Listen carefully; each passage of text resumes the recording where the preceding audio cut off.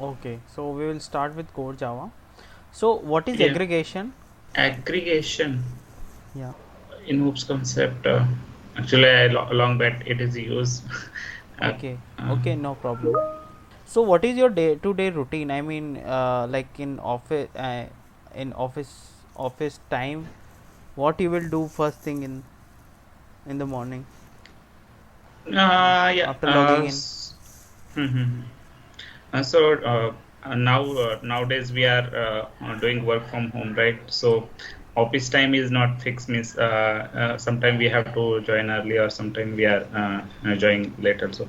But the first thing is when I am going to log into the system, so I need to check mails because we are means our project is a US based project, and there are team, they are based in US. So they are deciding what should be the next task, and if we have means at the end of day, if I am raising some query to them by mail, or yeah, so they are replying on that. So first thing I have to look into the mail, and as we have the live product, so we have to taking care whether there is any logs came from the production, so that we have to look into that. So this kind of stuff at the starting I have to perform, Okay. and then according to the whatever decided, means whatever assigned to me, so that task I am performing. Okay. So how heap memory is divided in Java? Heap memory, string constant pool is there, and the stack. So stack is for the reference purpose. Over there, the reference is mentioned, and the stack string constant pool. When we are uh, when we are creating a variable, so that time data is storing, and heap memory also there. So for with new keyword, when we are creating, then directly we are storing in heap memory. Okay. So do you know the command system.gc? It is more about the garbage collection. Okay. Yeah. Can we use, So yeah, so can we use this command in production? in production, in production there will be there will be the loss of data. Maybe the case maybe happen this kind of case. Though we are actually garbage collection is means what it is taking care. Those do not have the reference. I think we can execute in production also, because those things are not have the reference, and they are taking the memory. So what is the use of that? So though they are there, there is no use of. So we can perform that garbage collection action over there also. Okay. Okay, fine. Yeah, we can use this command, but we should not this use this command in production code. That is that But is correct. Okay. So like coming to like Java memory model, uh, what type of memories are there, and what are the use of these memory sections?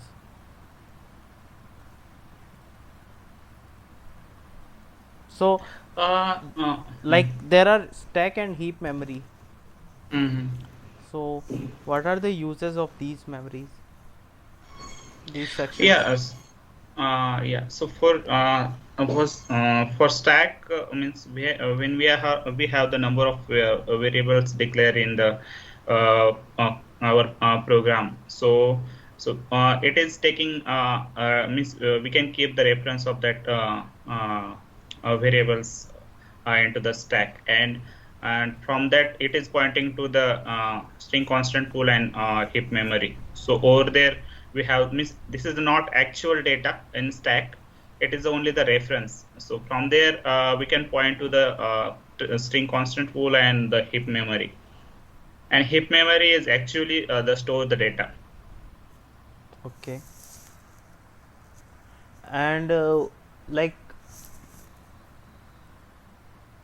in which sections, in which section of the memory this primitive data values will be stored?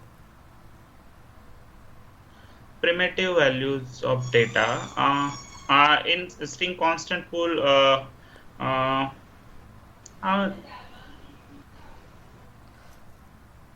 String no, no, no. constant pool is the I, part of heap memory, right? yeah. I need to. I'm thinking on that part because the wrapper class and the primitive data type. What is the difference in that while the storing in the date memory? So that is I'm thinking. No, wrapper class is different. Anyway, if you are using wrapper, then you are creating object. Okay, Yes, correct. so object will be stored in a heap memory, Yeah. and this primitive value will be stored in stack memory. Okay, and if you go deeper, then there are multiple other section as well of these memory model. Okay, Yeah, but so whatever means, as per my understanding, means maybe I'm wrong. For stack is for only, I think it is for the taking keeping reference of the variable. It so was my understanding. keeping reference means storing object. So Okay. what do you mean by, I mean, reference, memory reference? Yeah, address, yeah, object address of the that variable we can say.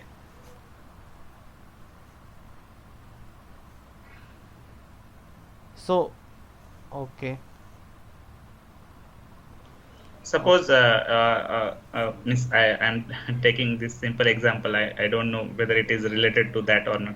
So suppose in our society, there is at the starting of there is number plates are given, right? So on that number plates, it is mentioned like D4 Santosh Unde, D5 something else name. So this is the reference, and from that reference, we are pointing to the particular in society's flat.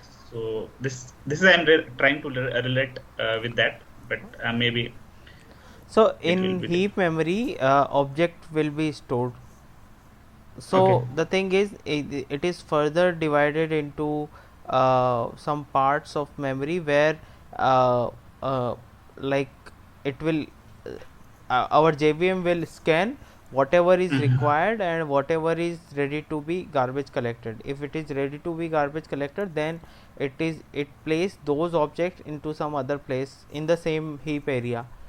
You call it So Eden, Survivor. These are the places. So we can say like this: if the in stack memory we do not have the reference for that heap memories variable, so that is the garbage collection. Yeah, correct. Correct, no? Yeah. Yeah. Okay.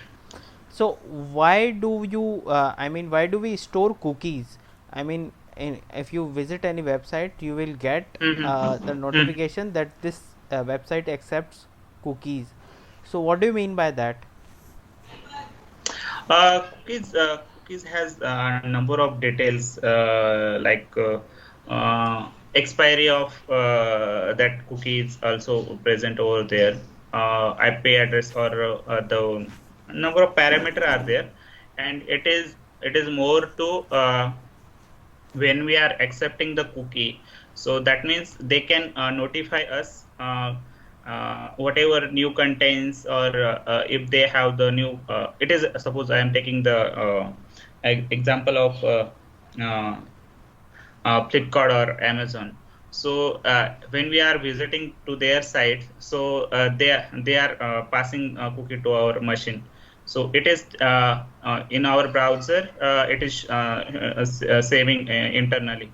So next time means they advancedly knows this is the person who is the interested for our product, the particular product. So number of things are mentioned. Means suppose we are looking for the shoes. So that kind of cookie they are saving to our machine, or they are taking reference from that cookie and they are showing according to that product. This is the my Okay. understanding about the cookie. Yeah, it can be stored with the uh, values you are saying, but mainly it is used for the session Hello. to store session. Yeah, sorry, I Oh, was on mute. Yeah, so okay, it okay, no. is used for mainly those things also you are saying, but it can be also, I mean, it is mainly used for the session handling, to store the, to maintain the session. Yeah, and session also, and plus validating the part, validation part also, right? Because if we are accepting their cookie, that means we are allowing to them to show their contents. uh no, exactly. I mean, this is not some kind of validation. They're storing cookies in your system because whenever, if suppose you go to other page and then come back to the same page again, then they will Hmm. find those cookies and have the confirmation that session is still present. Okay, yeah, yeah, that kind of information may be there. Yeah, correct. Okay, what do you understand by, if I say recursive program or recursive code?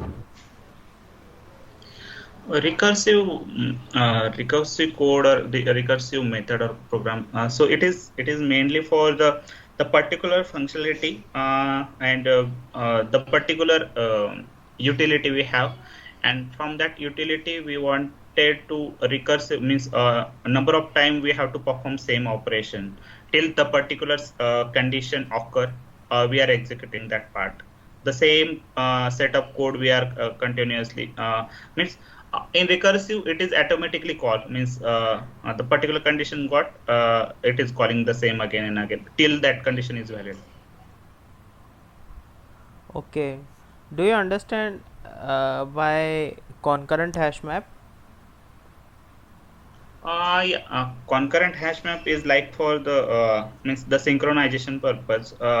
Means suppose if we wanted to modify hash map while we are iterating it, so that time we can use the concurrent hash map. And the main thing is concurrent hash map is provide a lock to the particular. Suppose in our map there is a 10 elements, so it is providing.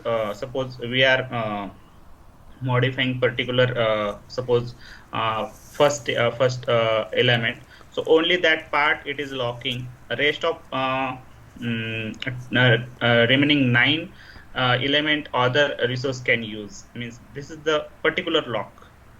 And this is the for synchronization for avoiding inconsistency or uh, concurrent modification exception, right? So this is for avoiding that exception we can going for the concurrent hash map. Okay, okay, so is it possible for two threads to update the concurrent hash map at the same time? Yes, but not on same block. Okay, and two threads can read the concurrent hash map at the same time? Yeah, reading operation can be performed, but modification is difficult, means it is not allowing. Okay, okay, so what type of design patterns you have used till now? Uh, Mainly in my application, I would say a singleton and the prototype we are mainly using. Okay, so what do you understand by prototype design pattern? Uh, Suppose in our application for every request we wanted a new object. So there is a fresh object we wanted for that. So that kind of requirement we can achieved by the prototype design pattern. Okay. Okay. And sorry, I didn't get you. I said, suppose for every request in application, if you want to create a new object Yeah, for yeah. that, yeah. So in that case, we are going for the prototype. So, can you like give any example in your project where you uh, exactly used this kind of uh, uh, design pattern? Yeah. Suppose there is a application, and in that application, suppose there is a user, and user has their own information, right? So a number of users are logging to the system, and they are trying to access. So for every request, they have the separate object. Okay. Yes.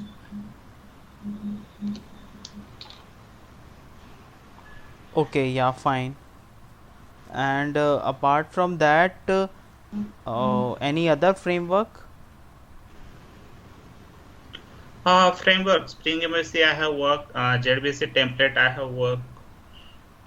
Springboot, I'm working. I have good understanding, and that means I'm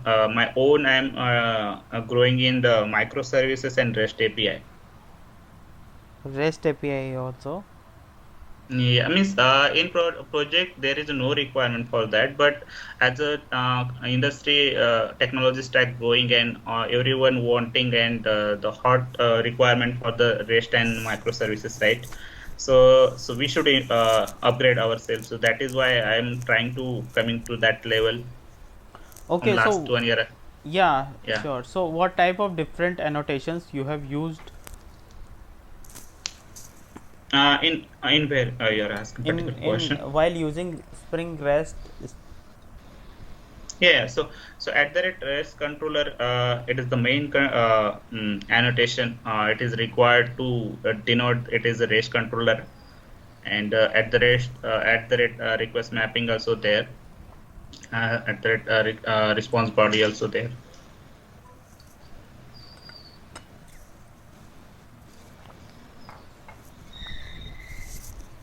Okay.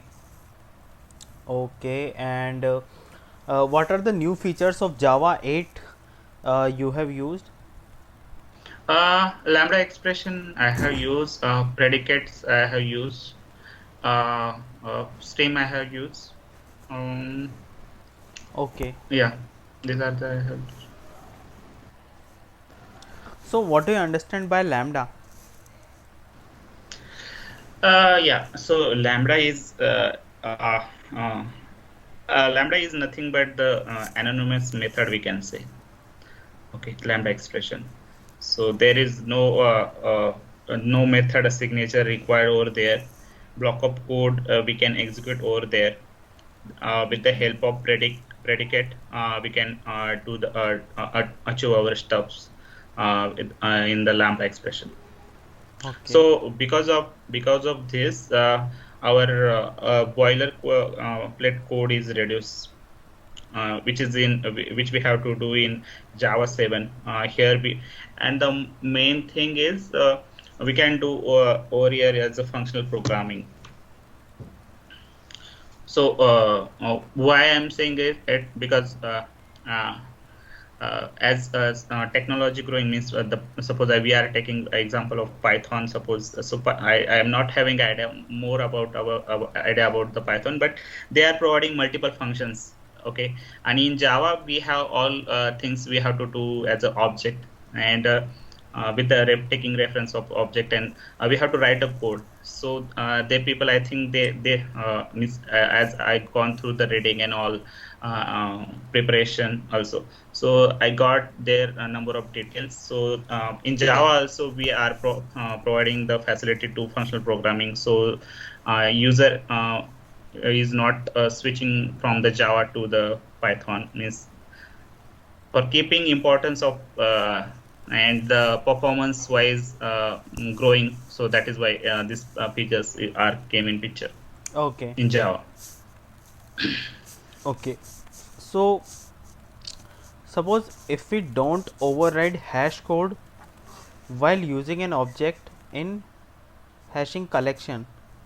I mean, hashing collection means you can say hash map is internally using overriding hash code, and there are Mhm. like multiple uh, collections which are internally uses overriding hash code. So suppose if we don't override hash code, then what will be the impact? Actually, hash code is coming with the equal method. Actually, yeah. So it is a contract. If we are overriding the equal method, then we should override the hash code also. Then Okay. only, then only we can achieve our hash code functionality perfectly. Otherwise, there will be the maybe I don't know what will happen with that. Okay. Okay. So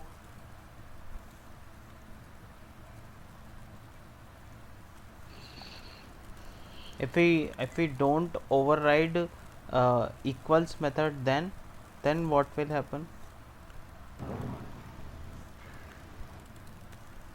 Then I think uh, What will be the it will work. impact? It will work perfectly. Yeah, it will work perfectly. I think there is. I don't think so. There is any impact if we are not overriding the hash code method. I don't think so. Okay. So I mean, suppose if you are not overriding hash code method or equals method, any of them, so what will happen? You are not defining if those the objects are equal or not. So suppose you have two string objects with the same Mm-hmm. content, okay, and those might be treated different by the hash map if they uh, if they are in different heap, and if you don't override hash code. So by overriding hash code, you are telling uh, defining in hash map, you are defining the equality. Yeah, but Okay, if you yeah, go but I'm. into the detail, you will Mm-hmm. understand. So let me give in another example. Like we Mm-hmm. have employee object. Okay, Okay. employee object, and in employee object there are two, e1 and e2, two, I mean, we have employee class and we created two objects out of it, e1 and e2. Yeah. Okay, and It. in both Mm. objects we are in employee class we have fields like age, name. Mm. Okay, two fields are there. Yeah. So what we are doing with e1 also, we are saving Rahul and 23, and with e2 also we are saving Rahul and 23. So Mm-hmm. by our logic, these objects should be equal because they are having the same value. But No, but yeah, but okay. according to Java, because they may have different Def- hash code, different. because they are, e1 is also created with new keyword, and e2 is also created with the new keyword, new employee. So they so by our logic, if we are using these two objects in hash map, they I mean, as a key or as a key, they can be Different. treated differently. So it will not justify our logic, because logically these objects should be same because they have equal values. Understood? Yeah, I understood what you are Okay. saying. Mm-hmm. Okay, no. Okay. So how would you detect a deadlock in a running program? Detect deadlock. Yeah.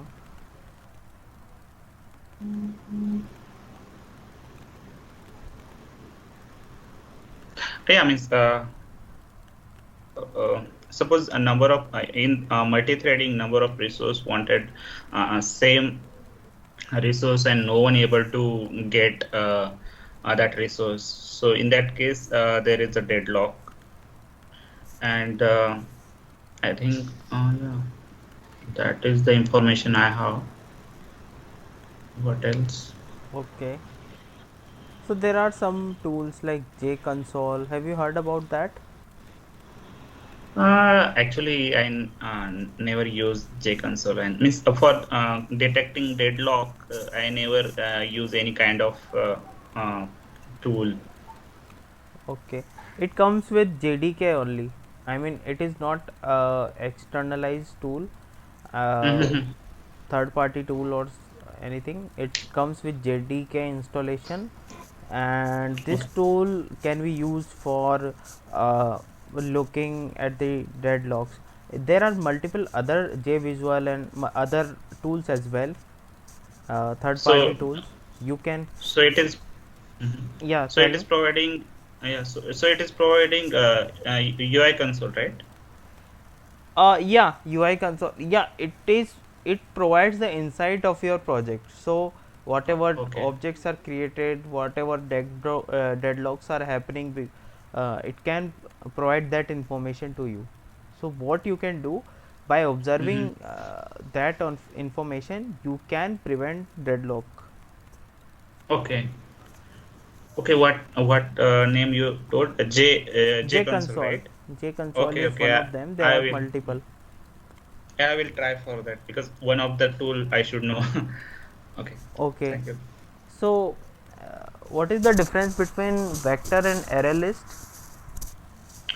Uh, Vector and array list. I think there is a difference about it. Vector is the synchronized one, and array list is not synchronized. Okay. So, when do you use array list over vector, and when do you use vector over array list? Uh, Suppose there is a case we have the multiple resource and they are trying to mainly first I want to say vector. I think we are used very rarely.